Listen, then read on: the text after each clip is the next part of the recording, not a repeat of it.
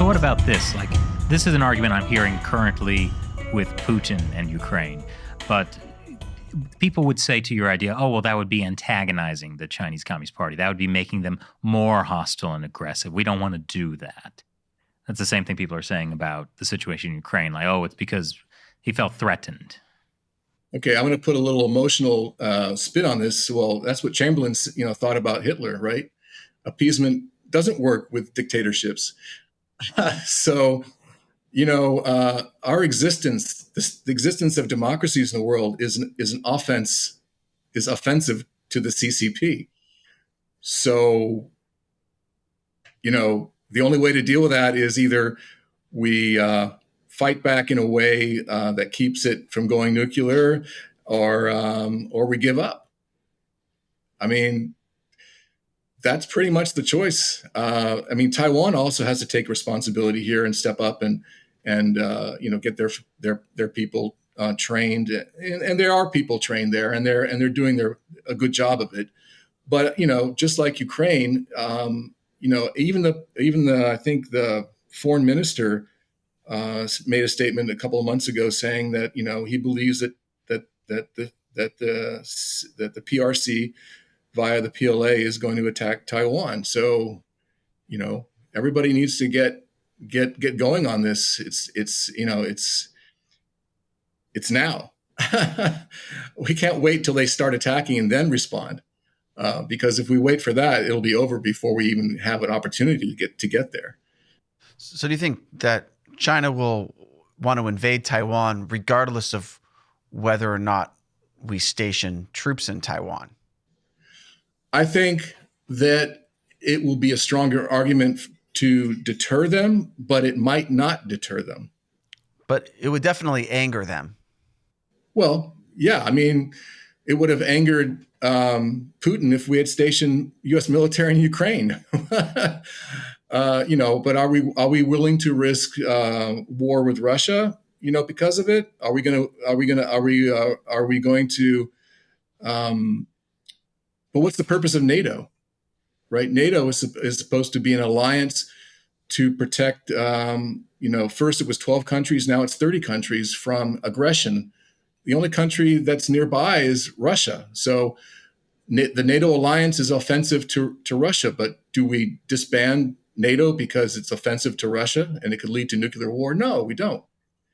So, we need to move forward. We need to do things. Now, you probably read some articles about U.S. military currently in Taiwan. There was a couple of reports late fall where they mentioned about 100 military personnel training Taiwanese. So, it's already out there that we have military in Taiwan. I don't personally know this, but I'm just reading the press. But, so what's the problem of moving it from 100 to 1,000, and then a year from now to 5,000? We need to move forward on this. I know there's a lot of agreements out there about we don't want to upset the balance of power and all this kind of stuff. I think that we need to. I think there's enough smart policy people out there that if there's a will, there's a way. We can figure out how to help Taiwan, as well as using our allies. The first thing I would recommend as a first step, and it would probably be the least offensive to the CCP, we should station a U.S. Navy Aegis ship off the shore of Taiwan. That only purpose is to shoot down missiles that would be fired from China. It's not in Taiwan, it's in international waters, and it can just sit there and be replaced by other U.S. Navy, and as well as other allies have Aegis capability on their ships. So we could have a rotation of different countries coming up and setting up a picket of U.S. Navy missile defense mission ships off the coast of Taiwan. Second thing we could do is we could deploy a THAAD unit, just like we deployed a THAAD unit to South Korea and to Guam, which is the Army's version of missile defense on the island of Taiwan. Again, completely defensive. How is that offensive? Well, the THAAD unit in South Korea was pretty offensive to the CCP. Right. It was offensive because they claimed that the radar could see deep into their territory, and they didn't want the U.S. to do that. But eventually, guess what? It's still there. South Korea and China have made amends, but it's still there. So if it was so offensive, why is it still there? And the same thing in the Middle East. I mean, the U.S. has a lot of missile defense assets all over the Middle East. I'm sure it's offensive to Iran, but it's there for a reason. That's the first step. If you want to, you want to do it nice incrementally, not to rock the CCP too much. That's something you could do without really much fanfare. I mean, I don't think they could blame the U.S. for, incrementally adding military buildup in the region. Sure, they could. They don't understand what hypocrisy is. or irony, yeah. Well, so do you think the invasion of Ukraine has moved up or delayed the timetable for China invading Taiwan? I think, I hate to answer it this way, I think both. I think in the sense that it's delayed because the CCP and the PLA want to learn lessons from this event, and they want to put them into practice, and then they'll need to train for them. So in a sense, it'll take time before they can ingest the lessons learned and update whatever they need to update, whether it's training, whether it's equipment, communications, weapons. On the other hand, this could also embolden them because they saw how passive the West has been in terms of the Ukraine. Ukraine had 120, 130 countries with embassies, in the Ukraine, and it had embassies in those 130 countries. Taiwan has 14 or 13 countries in the world that recognize it. I mean, if you just do a simple comparison of the situation of Ukraine versus Taiwan, Ukraine has had much more recognition, had much more connectivity, was a member of the UN, and yet this is what happens. Nothing. The West does nothing, basically. So what the West's message is to Putin is you can take Ukraine, but don't take anything else. Don't mess with the NATO countries, but you're free to play with any non-NATO country. That's the message that I received. Well, I want to push back a bit on the idea that the West has done nothing. There have been economic sanctions levied against Putin and Russia, trying to go after the Russian oligarchs, trying to get them out of the global financial institutions. And I know even that's something like Gary Kasparov has been recommending versus putting boots on the ground necessarily. But we did the same. So Chris, we did the same thing when Russia invaded Crimea. Mm-hmm. And see how successful that was? Well, so then what would be successful?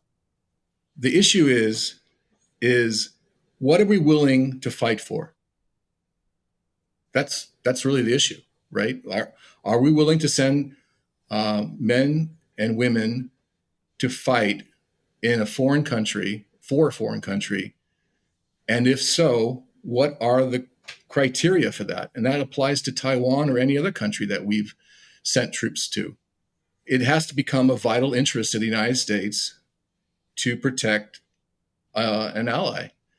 Now, we have written agreements, NATO, for example, Japan, South Korea. These are countries we have agreements in play that say we will come to their defense if they're attacked.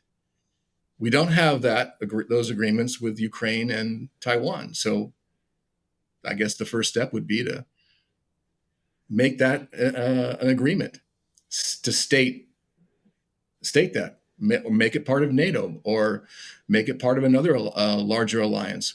But until we are willing to step up and say that we're willing to send our military to defend another country, then we're pretty much messaging the dictators of the world, you have free play. I mean, don't we have a mutual defense agreement with Taiwan? So it's kind of, if you read it, it's kind of strange. Okay. It's ambiguous. That's the term that they use. Okay. It's ambiguous. What it does is it says that we want Taiwan and the PRC to resolve their differences without violence. And we support Taiwan's defense through the sale of weapons. Doesn't say that we'll deploy troops to Taiwan. Doesn't say that we'll defend Taiwan. It says we'll help Taiwan by selling them weapons. So that's not the same thing as our treaty, our alliance with Japan and South Korea and NATO. That's not the same thing. And notice in all those cases I just mentioned, we have military personnel deployed to those locations. We kind of have something in Taiwan, but it's nothing compared to what we've got in other places. So we don't really have the same commitment. It was written originally because there was a fear that, and it was valid at one point, Chiang Kai-shek had a plan to reinvade China in the 60s. And we didn't want to get pulled into some situation where there was, let's say, an attack, and it appeared to be that the PLA was doing it, and when it wasn't, it was instigated by. Anyway, we didn't want to get pulled into something that we wanted to be able to not get involved if we didn't want to. The other treaties or alliances we have, it pretty much says if they're attacked, we're going to help them. Taiwan, it doesn't say that. It says that it allows us the sort of the squishy situation of where we can choose if we want to get involved.